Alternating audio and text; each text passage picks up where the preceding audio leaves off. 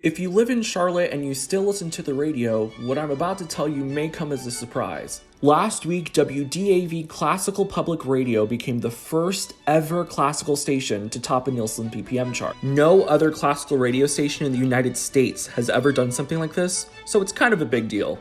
According to a press release from the station, WDAV averaged nearly 103,000 listeners per week in January. That's an increase of almost 28,000 listeners from last year's numbers. There are a few explanations for the unexpected achievement, so let's dig in. Firstly, WDAV topping the Charlotte market could have something to do with millennial and Gen Z audiences ditching radio for music streaming platforms.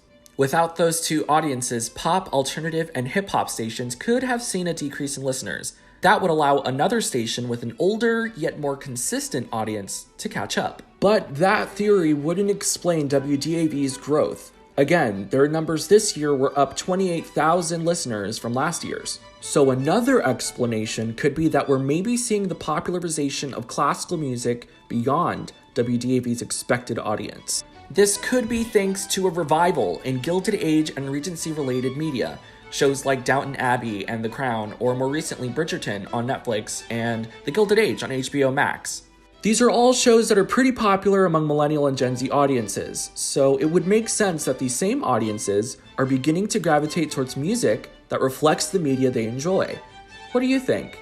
Are we going back to Bach?